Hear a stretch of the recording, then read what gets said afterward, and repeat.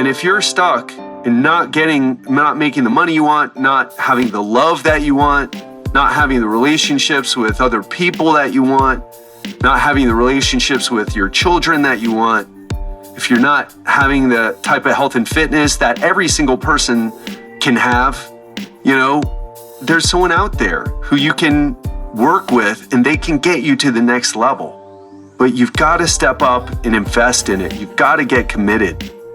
And that's the only way. That is the shortcut that everyone's looking for. What's up, my friend? I'm health expert Ted Ryce, and today I'm coming to you from Phnom Penh, Cambodia. That's right, where I've been for the past week, and I'm going to tell you a crazy story about Cambodia and my experience here. Before I do that, I want to say Merry Christmas. I hope you had an amazing Christmas. I hope you spent it with your family and friends. I hope you ate all the good stuff, got what you wanted to get for Christmas. I hope your stocking was stuffed with what you wanted. I hope you had some amazing memories. I hope you created some amazing memories. I also hope that you're gearing up for an incredible 2020. So I had an unusual Christmas. I'm going to tell you about it today. Before I do, I want to let you know that I'm releasing a new series on December 30th. It's going to be 3 episodes about everything that you need to do to make 2020 your year. I'm really excited to release this because it's going to be going into things that go beyond just what to eat and how to exercise. And I've been getting into a lot of the deeper health issues or areas rather lately. And I feel like so many of us, we look for like that magic supplement or that magic diet or autophagy from fasting. Have you heard about autophagy? It's just all about autophagy right now. So we look at these things, but we don't look deeper. And so we're going to do that in this series. Really excited to release it, so stay tuned for that. And if this is your first time listening, what Legendary Life is about, it's about clearing up health and fitness confusion by breaking down science-based information on how to lose fat, prevent disease, and live a longer, healthier life. At least that's what I've been saying every episode for months now, but we're really going to be shifting into something a bit different. The show evolves as I evolve because it has to evolve as I evolve and as you evolve. So let me tell you about my Christmas. First of all, I am in a situation where I spend most of my time in Thailand. It's just a really comfortable place for me to be. I've got the Muay Thai. I've got the Thai food. Oh, so delicious. In fact, you know what? So sorry you've never even had Thai food unless you've been to Thailand. You're like, I just love Thai food. I go down to the Thai restaurant. Maybe if you're in Australia or somewhere close to Thailand, but if you're, it doesn't even matter. But they're Thai. The people who own it, they're Thai. Yeah, they don't give you the real deal. Sorry to say. And the quality of the produce and meats that they use ain't the same either. So I have to leave because you can't stay in a country unless you have a long-term visa. So I went to Cambodia, and I really like I like being forced out of the country, to be quite honest, because it makes me have to experience a different place. It breaks me out of my routine. So I chose to come back to Cambodia. If you've been listening to the show for a while, you know I've been there and went to Siem Reap to see Angkor Wat, which is a temple a complex from the 1200s. It's just completely amazing. So rich in history is this area. But this time I went to Phnom Penh and I wanted to see what are known as the killing fields. And before I tell you this story, I watched a video on Facebook the other day and I shared it because I thought it was so powerful. And the video was this person who was coming across these people who were really hurting. In fact, and this was an animated cartoon, very abstract, not real people, in other words. And so the person, like one of the scenes, I guess you would call it, there was a person about to jump off a bridge and commit suicide, and their body was filled with this black, right? They were painted black, and the person who this video was about, this figure really was like a grayish or, just empty. And then you see the person start to talk to the person who's about to commit suicide, and then he ends up hugging her. And then that blackness that was in her goes into him, and you see it disappear from her and go into his body. And then he comes across another person who's in trouble and does something for them and absorbs more of that black into his body. And this happens a couple more times until he's at the end of the video. It's like even making me tear up thinking about it. So silly in a way, but so powerful in another. And he gets home to his dog just filled with this other people's suffering, right? And then he starts playing with the dog, and then it all goes away. And I was thinking, like, I kind of went through that lately. Been going through a lot of that lately. So I spent my Christmas Eve going to the killing fields, which if you don't know the history of the Khmer Rouge and what they did in Cambodia, the communist government that ended up murdering 2 million of its 6 million population, just a very harrowing story, however you say that word. And I went to the place, the S-21 prison, where people were held and tortured, and only 11 people out of the 10,000 people that went through there made it out alive. I ended up meeting one of the people. And if you're at all familiar with this story, maybe you've seen the movie The Killing Fields that came out in the 80s, or maybe you saw First They Killed My Father, the movie that came out just a few years back that, what's her name? Angelina Jolie directed. Very powerful. But I'll tell you, when you're there and seeing it in person, and the blood stains are still on the floor from the torture that they did, and you're seeing all the instruments, and it's just really heavy. And then we went out, so that's the prison, and then we went out to the fields. And this is my Christmas Eve, mind you, okay? This is my Christmas Eve. So then we went out to the killing fields, and I saw the monument that has 18 levels of bones, skulls, filling up these cases, and 18 levels represent the 18,000 people that were killed in this particular killing field. And I was handling it well until I got to the killing tree. And there's this tree that you get to on the tour, and it's covered with these bracelets. And you start reading about what happened, and I was with a tour guide. I actually did a private tour, just one-on-one, and he explained the whole story and the history. Also, the U.S.'s involvement, not very pretty on our part, by the way. Although what we do now for them is we're one of the best allies and one of the best people, one of the best countries that offers aid. So does Europe, so does Japan.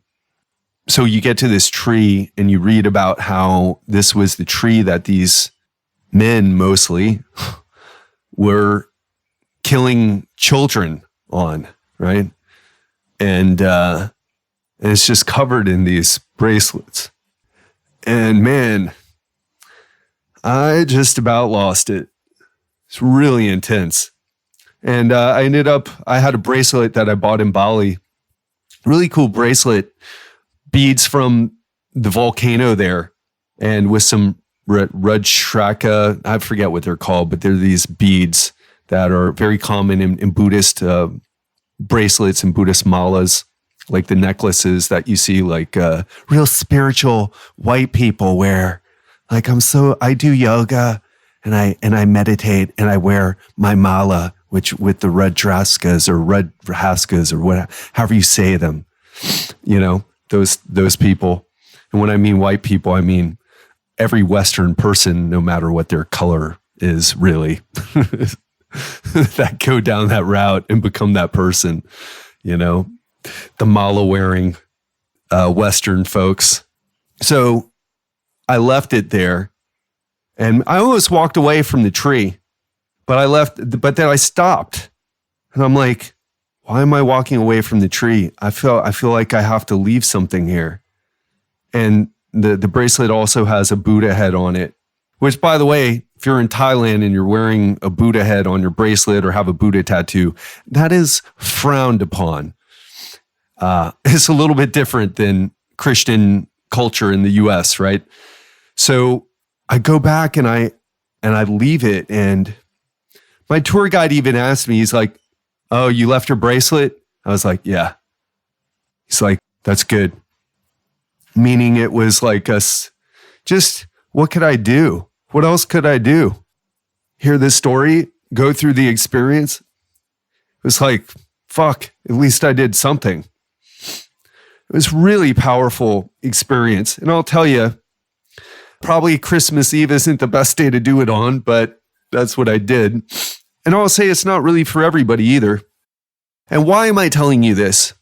Because in spite of this crazy experience on Christmas Eve, my Christmas was even weirder. I'll share that with you in a second, but just quickly, it's not that interesting. Like what I'm hopefully sharing with you right now is more interesting. But I was just thinking about that, how so many people need our help and need us to be strong. And I was telling my friend about this, a really good friend of mine, and he's like, "Man, I would never go out there. I don't want to see it. I don't want to see it. I don't want to know about it. I know enough about it." And I respect that. But it also got me thinking, right? Back to this video that I talked about before I shared this story with you. It takes a strong person to go there and to experience the suffering and pain of other people. One thing I didn't tell you is that the tour guide that I had with me lived through this. He was born in 73. The Khmer Rouge were in power from 75 to 79. And as a young boy, this 46-year-old man, he spent 15 months in the Khmer Rouge labor camp on the verge of starvation, working long hours, stealing food just to make sure that he would survive, getting beaten when he got caught. And he went and he's lost family members. His parents lost family members. His relatives lost family members. They were murdered. They starved to death. They died from disease. And here he is taking me on this tour. And he had to walk out a few times when he was in the S21 prison. Because for me, it's just it's like a crazy story and I'm there experiencing it, right? But for him, he's reliving the trauma that he went through, that his family went through, that his country went through. And man, I was like, oh, it takes a really strong person to help other people. And I feel like for so much of my life, I wasn't that person. I couldn't take on the suffering of other people. I didn't have a dog, like the video, to suck away the blackness, the darkness. I'm just kind of joking. But what I mean is we need more people like that. Not that you have to go to the S21 prison or visit the killing tree in the killing fields of Phnom Penh. But we need stronger people to stand up for those people who don't feel so strong in life. We need to do more of that if we want our world to be a better place. And one thing that just crushed me about Cambodia is how the people here just need so much help, I ended up meeting another guy. So the tour guide that I hired, he does well. He's like, no, he's very educated, knows his history so well, passionate about telling the story, tells it well. One of many tour guides who are very passionate about it. I'm lucky to have him. His name is Chanik. Might actually get him on the podcast. not so that you can hear all the gory details, but just to hear a story of like a person who's overcome like not just his own personal struggles, but the struggle of his country to get back on its feet after being torn apart by not only war, but genocide.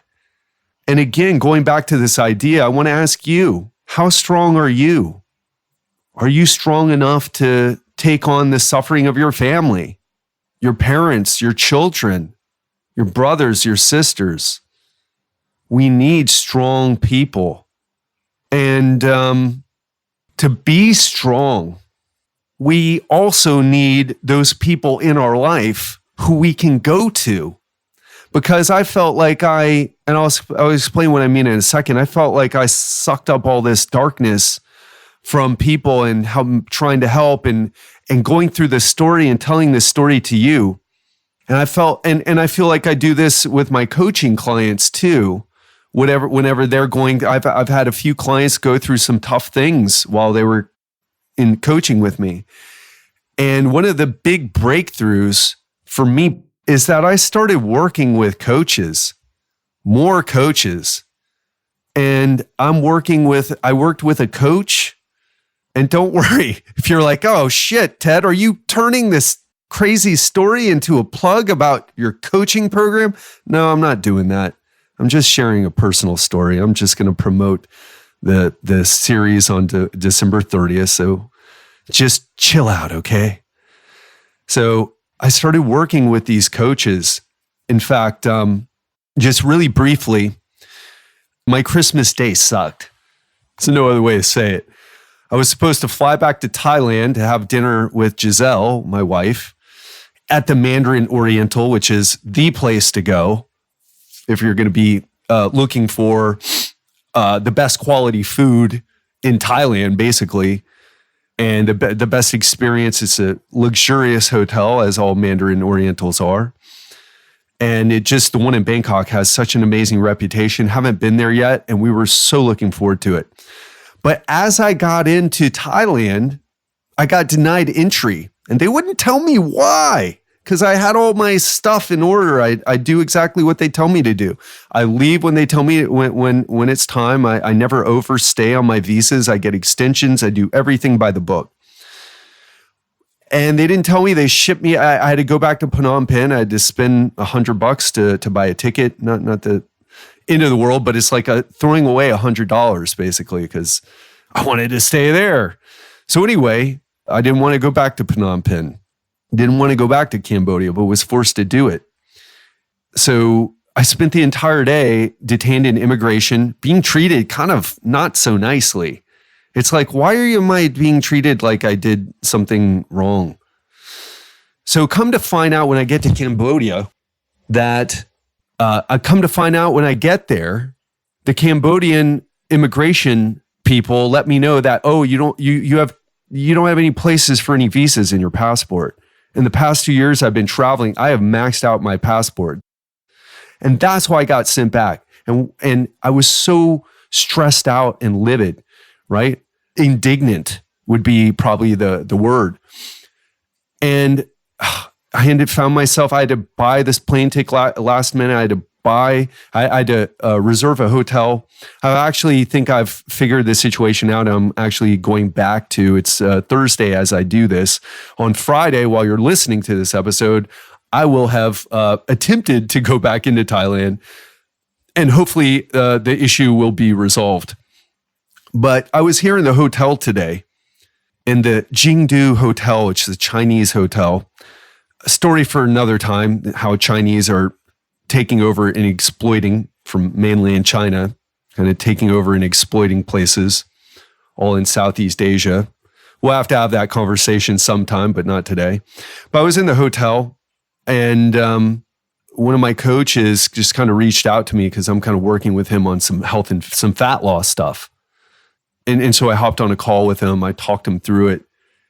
And then we switched roles. And then, I was the coach. I was walking him through it. But then he switched roles. And he's a little bit older than me. And this is the guy who I'm working with on my relationship with Giselle. So love and life, as Rory, my coach, likes to call it. love and life. And man, I just broke down talking to him. And I felt like here's someone like is in my corner and is kind of taking up my suffering and pain. And he even said that. He even said, I hold people's trauma. And if you're not working with him and you hear that, you're probably like, hold people's trauma, you're holding space. He's probably one of those mala bead wearing white people. And by white people, I mean Black people, Hispanic people, any Western person who starts doing that. But it's more fun to just say white people, right? We kind of take a lot of crap these days. So he said that. And I'm like, and I was thinking, that's exactly what he's doing. And that's exactly what I needed. And I started crying, telling him about the experience and telling him about, struggling with my relationship with Giselle and not being able to see her on Christmas. And man, it was just someone for me, someone in my corner, someone who had my back. And for a lot of us, I don't think we have people like that. And what I'm getting around to, if you're wondering where I'm going with this, is we all need to be as strong as we can be. We all need people like that. It's kind of funny because the most successful people I know don't have anyone helping them out. The most financially successful. So I want to be clear about that because that's not the most successful people in life. The most financially successful people I know don't have a coach. In fact, one of my new one-on-one clients was like, everybody comes to me for help. And I don't go to anybody because I don't have anybody. I'm the guy. And again, I'll return to this idea. For us to be as strong as we need to be, we need to have these people in our life. And I want to ask you right now, who is that for you? Do you have a person? It doesn't necessarily have to be a coach, but who is that for you? And don't say your parents. I got a dad. My dad's great. I get advice from him, but he doesn't help me in the way that my coaches help me. I've got a great relationship and he gives me advice and he's wise, not beyond his years. He's 76. So I think appropriately wise for his age, wiser than most, but he doesn't help me the way my coaches help me. You really need someone with the experience and skills to help you. And it doesn't necessarily have to be in health and fitness. It could be something else. In fact, one of the people who have helped me immensely recently is I'm in therapy with a trauma expert. Helps me so much because I find myself, probably like you do, running these dumb patterns of behavior. Like, why am I doing this behavior? I get almost obsessed with doing this thing, and it's kind of it's okay, but then it starts becoming an obsession, and that's when it doesn't become okay. That's when it becomes not okay, is what I'm trying to say. And then I talk through it with her, and then I feel more in control afterward. It puts it in perspective. And who else can do that? Your dad can't do that. Your mom can't do that. Your best friend can't do it. I mean, look at their issues, right? This is a trained professional who does this with experience. And the biggest leveling up that I've done has been through working with these people. And so I want to ask you, who are you working with? Again, it doesn't have to be even someone that you hire, but if you want to step up in your life, if you want to get to that next level, you're not going to do it listening to a podcast or reading a book or reading a blog post from an online influencer or scrolling through social media. They can give us, some people really have had major changes through reading social media posts. I thought that was bullshit, but I read a couple of them. But here's the thing though, there will be a time where you're not getting what maybe when you started transitioning from like reading the news to reading some inspirational social media posts, or you went from listening to music to listening to podcasts. That was the leap, and it took you somewhere. It took you to the next level. But after that becomes routine for you, it no longer really takes you to the next level, does it? I mean, you keep coming back and listening to this show every week. I'm sure you listen to other podcasts as well. So I only put out 2 episodes a week. There's 7 days in a week, or at least 5 days in most people's work week for the many people who listen to this driving to work every day. But there will be a limit that you can't get beyond. And it takes an expert to get you there. And this is true no matter if you're talking about working through trauma like I'm doing right now. It's just incredible, the work I'm doing with her. And I mean, if you've noticed a change in the way I show up on these podcasts, that's where it's coming from. In fact, I made the most money I've ever made in a week just a couple weeks ago. And it was because of these changes that I've made. And I wouldn't have been able to make the changes had I not hired these people. And that's my big message to you today. I'm not going to plug my coaching. You know where to go if you're interested. But I just want to ask you, what do you need? Where are you stuck? Is it in your relationships? Maybe it's in your finances. Maybe you don't need me. Maybe you need someone to help you straighten out your finances. Maybe you don't know how to manage your money well. Or maybe it is in your health and fitness.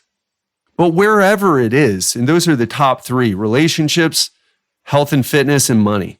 Those are the big 3 right there. And if you're stuck in not making the money you want, not having the love that you want, not having the relationships with other people that you want, not having the relationships with your children that you want, if you're not having the type of health and fitness that every single person can have, there's someone out there who you can work with and they can get you to the next level. But you've got to step up and invest in it. You've got to get committed. And that's the only way. That is the shortcut that everyone's looking for. And I was so resistant to it no, that's not true. I wasn't resistant to it. I just couldn't be bothered at the moment, right? Too stuck in my own struggle to realize that I was too busy pushing the wheelbarrow with the square wheels when someone was like, hey, try this wheel.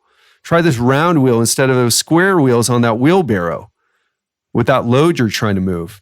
And I'm like, no, I'm too busy. I don't have time to put the round wheels on. I'm too busy pushing this. It's so hard to push this wheelbarrow with square wheels. It's taking all my energy and all my time to push it.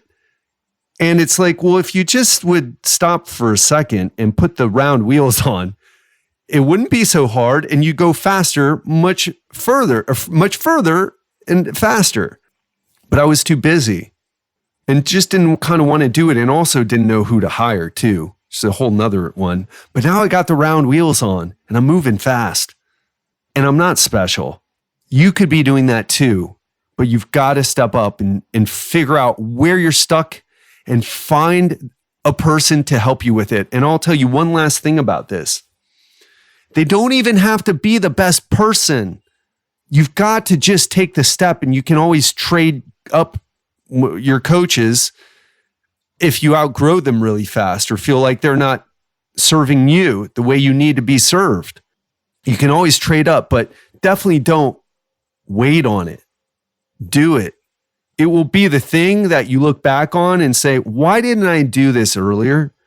I could have been much further along, much faster, much happier, why didn't I do that before?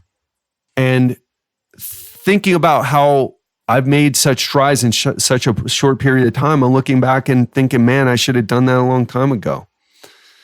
And you're going to be the same way whenever you work with whoever you're going to work with. And now, of course, that's all our journey, and we shouldn't look back with regrets. But at the same time, there's no need to needlessly struggle. So again, I'm going to challenge you, what area of your life do you need to work on? And who is a person that you can start to work with to help you to start make progress in that area? not finding the ultimate guru, whoever, who's going to solve everything for you. You're going to do most of the work anyway, by the way. That's how it works. But who's going to be that guide? Who's going to be the guide for right now? Again, you can trade up later. But that's what I want to challenge you with. Because we all need to be the strongest version of ourselves, to take on the pain and suffering of others and comfort them. Whether that's the pain and suffering of your child who fell off their bike for the first time when they're trying to learn how to ride their bike, or whether it's going to what I went through at the killing fields in Cambodia. We all need that if we want to be the strongest version of ourselves. And we should all want to be the strongest version of ourselves, I believe, because that means more people who do that, the world becomes a better place. The experience of life that you want, that's all there for you. But again, you've got to step up. Hope you enjoyed this. And again, just wanted to remind you about the new series I'm releasing on December 30th. It's going to be 3 episodes long about everything you need to do to make 2020 your year. And we're going to go a bit deeper than, all right, work muscles to muscular failure and eat protein. We're going to go a little deeper than that, okay, my friends?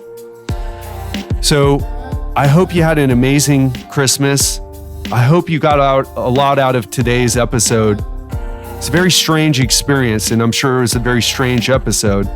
But hopefully I connected enough of the dots to make it worth your time today and to bring you a valuable message. So I'm going to wrap up here.